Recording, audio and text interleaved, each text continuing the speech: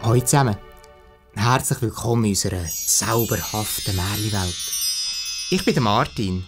Ich bin Jolanda. Und zusammen machen wir Märchenzauberei. Wir erzählen euch eine Geschichte aus alten Zeiten. Das Märchen heisst «Die Bremer Stadtmusikanten».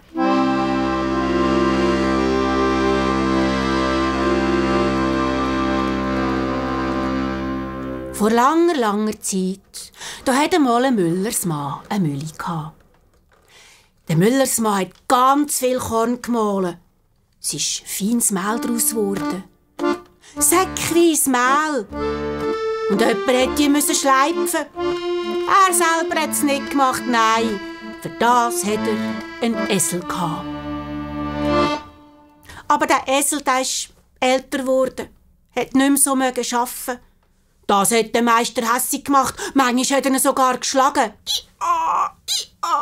Und der Esel ist im Stall liegen und war ganz traurig. Das Schlimmste war, als er gehört hat, wie der Müllersmann zu seiner Frau sagt: «Der Esel rentiert nicht mehr. Er frisst nur noch Heu. Ich arbeite kaum noch. Ich muss einen neuen Esel haben. Ich bringe ihn zum Metzger. Da gibt es wenigstens ein paar Batzen.» Als der Esel das gehört hat, ist er noch trauriger geworden. Im Stall hat das ein Müsli gemerkt. «Esel, du bist doch nicht traurig. Ich bin eine Maus, eine ganz musikalische Maus. Und ich weiss, dass in Bremen man Stadtmusikanten sucht. Geh doch dorthin.» Ja, aber ich kann nicht fort von da. Schau, ich bin angemacht mit einem Seil. Aber das könnte ich durchhaken. Und so hat der Esel gedacht, könnte ich morgen fortgehen. Der Meister hat sich ja lange überlegt, mit was für einem Seil dass er den Esel anbinden soll. Ob er ganz ein langes Seil soll nehmen, ob er ein kurzes Seil soll nehmen oder eins von einer mittleren Länge. Eigentlich hat es ja gar keine Rolle gespielt, weil die Seile sind am Anfang alle zusammen schön gleich lang. Und auch am Ende, wenn man genau schaut, sieht man, dass die Enden auch alle zusammen schön gleich lang sind. Und wenn bei einem Seil der Anfang und das Ende gleich ist, dann ist eben auch die Mitte gleich lang. Und dann hat der Meister sogar 1, 2, 3 gleich lange Seile gehabt. Und je länger dass er sich das überlegt hat, ob er jetzt so das kurze oder das mittlere oder das lange Seil nehmen, desto lustiger ist die ganze Situation geworden. Und weil er so lange musste studieren, hat das Müsli Gelegenheit gehabt, das Seil durchzuknacken. Und so konnte der Esel fortgehen. Fort an einen besseren Ort. Ich gehe auf Bremen und werde Musikant. Ich gehe auf Bremen und werde weltbekannt. Ich gehe auf Bremen und werde Musikant. Ich gehe auf Bremen und werde weltbekannt. Plötzlich blieb der Esel stehen, weil nämlich ein Hund etwas zu jammern hat. Wow! Mich will niemand mehr. Und ich habe fast kein Futter. Was hast denn du?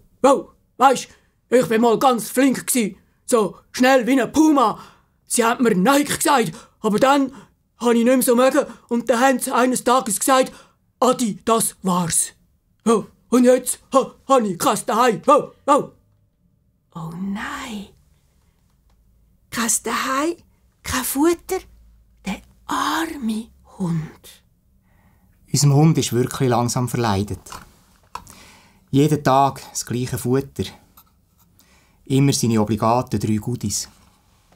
Aber mit der Zeit hat er gemerkt, man kann mit denen zaubern. Eins in die Hand, eins dazu, eins in die Tasche, mit dem Zauberstab umwirbeln, sagen Simsalabim, und schon hat er wieder 1, 2, 3 Goodies gehabt. Eins in die Hand, eins dazu, eins in die Tasche, mit dem Zauberstab umwirbeln, und schon hat er wieder seine 3 Goodies gehabt. Und das hat er die ganze Zeit gemacht, von morgen bis am Abend, 2 in die Hand, eins in die Tasche, mit dem Zauberstab umwirbeln. Aber eigentlich hat der Hund ja ganz von etwas anderem geträumt.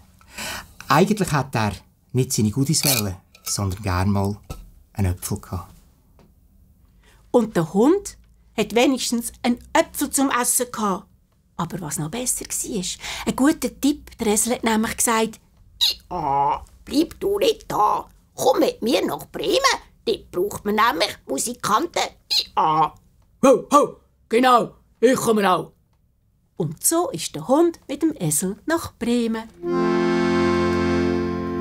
Ich bin lange wach und gsi.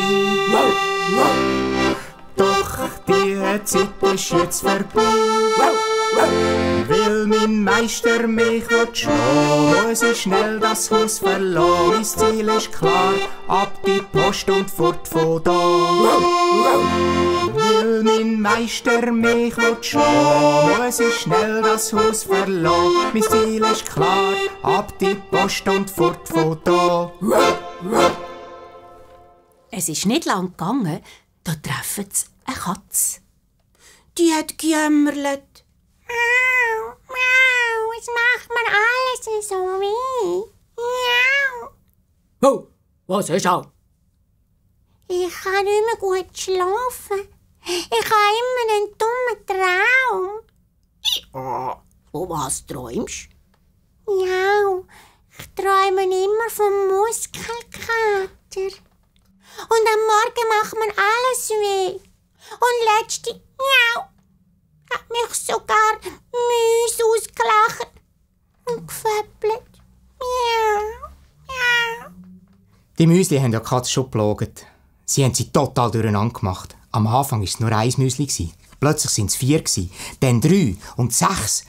1 und 4 und 3 und 6 und die Katze, die hat fast durchgedreht. Also, so kann das nicht weitergehen. Nein, ich glaube, das Beste ist, wenn die Katze auch mit dem Esel und Hund nach Bremen gehen. Miau, genau. Ich komme auch. Miau, miau, miau. Ich ha manchmal vor dem Mausloch plangen und ha doch im letzten Moment kein Müsli gefangen. Müsse sind gefetzt wie kleine Kinder und ich bin halt nicht mehr so geschwind. Drum ist klar, dass ich jetzt auch auf Bremen gehe. Miau, miau, miau. Und so sind schon die Dritten unterwegs. Gleich darauf kommen sie zu einem Bauernhof. Da sehen sie auf dem Miststock einen Gückel. Aber der hat überhaupt nicht glücklich reingesehen und sein Gü hat gar nicht gut getönt. Sie haben ihn gefragt, was er hat. Und was hat er erklärt? Er sei nicht mehr beliebt bei den Hühnern. Nein, er hat eben einmal aus Versehen am Morgen um 3 gekräht und gesagt: Hühner aus den Federn! Das haben sie gar nicht toll gefunden. Ja, und er hat probiert, alles gut zu machen und er hat sogar probiert, auch ein Ei zu legen, aber nein, Gückel legen, glaube ich, kein Ei. Im Hühnerstall ist etwas los, doch leider ist es nicht famos. Seit Tagen leik kein Huhn sein, der Bauer findet, es ist eine Schweinerei. Und der Gückel, das ist schlimm, im Feld zum Kreien seine Stimme. Ich bin Chef, müssen die Hühner checken, könnte ich doch noch Reihen legen. Die Köchin grinst, du armer Tropf, am Sonntag geht's in Suppentopf. Halt, stopp, das geht mir zu weit, für so ein Ei kann ich keine Zeit. Rutsch mir den Kamm durch ab, ich haue jetzt ab. Ja, und der Gückel ist wirklich abgehauen, weil eben das mit dem Eierlegen, nein, das geht glaub wirklich nicht, ausser es wäre Zauberei. Wenn der Gückel ein bisschen clever gewesen wäre, hätte er einfach ein bisschen rote Farbe bis im Kamm wegnehmen. Hätte das nachher in seine Krallen stecken und dann, Hokus Pokus Fidibus, hätte er schon ein Ei gehabt. Zauberei, so cool. Ja, jetzt habt ihr gesehen, wie es geht, gell? Genau, das Ei, das hat nämlich ein Loch. Und damit man aus einem roten Tüchli ein Ei bekommt, muss man einfach das Tüchli ins Loch hineinstossen. Ich zeige es nachher noch einmal. Die Vorbereitung: das Tuch kommt in einen Hosensack, das Ei kommt in den anderen Hosensack. Und bevor ihr jetzt anfängt zu zaubern, nehmt ihr einfach heimlich das Ei in die Hand, nehmen das Tüchli vor, tun das Tüchli in die Hand hineinstossen und dann sagen der Hokuspokus, Zauber-Ei. Nehmen ein bisschen magisches Salz und dann gibt es aus dem Tüchli, haps, ein Ei. Wichtig ist, dass ihr die Hand nicht verkehrt habt, sonst sieht man natürlich das Loch. Ja, und im schlimmsten Fall, wenn das jemand merkt, müsst ihr halt das Loch wegnehmen und euch dann überlegen, wo ihr das Loch am besten hertun, dass es nicht in den Weg kommt. Zum Beispiel auf den Hut rauf. Und das Coole ist, ihr habt nachher wirklich Zauber-Ei. Der Gückel war auch einverstanden. Er hat das Gefühl, ja, in Bremen könnte er vielleicht Sänger werden, bei diesen Stadtmusikanten. Und jetzt sind die 4 Tiere miteinander unterwegs. Wir gehen auf Bremen und werden Musikant. Wir gehen auf Bremen und werden dort bekannt. Wir gehen auf Bremen und werden Musikant. Wir gehen auf Bremen und werden weltbekannt. Da kommen sie in einen Wald. Es war schon oben. Dunkel, etwas unheimlich. Plötzlich sehen sie ein Licht. Ja, es ist eine Hütte. Oh, genau. Dort hat es vielleicht etwas zu essen. Ja, oder ein bisschen Heu zum Schlafen. Ja. Ich fliege mal hin, geh schauen.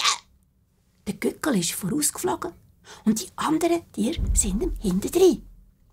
Da kommen sie zu dieser Hütte.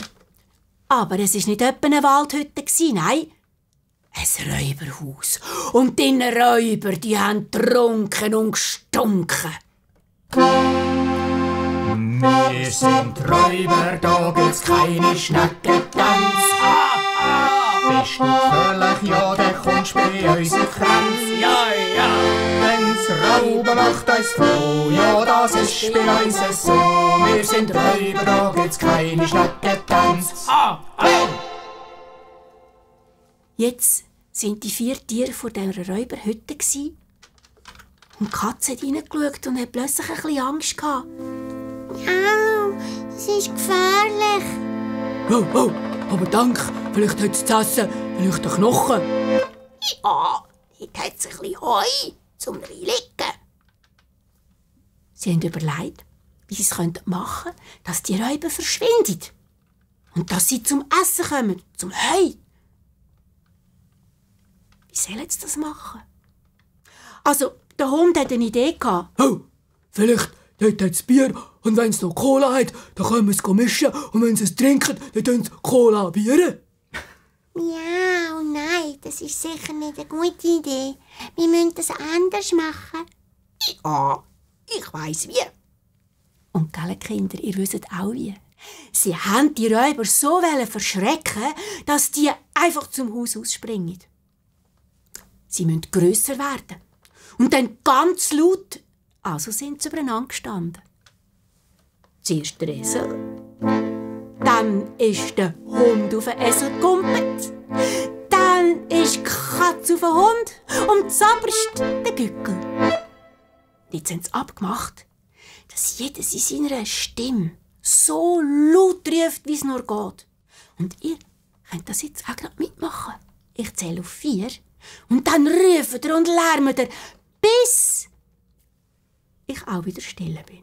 Dann sind nämlich die Räuber fort. 1, 2, 3, 4.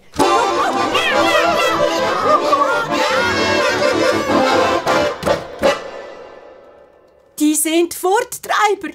Zum Haus aus. Die haben gemeint, ein riesen Monster sei von aussen. Die haben so Angst gehabt. Die 4 Tiere sind rein.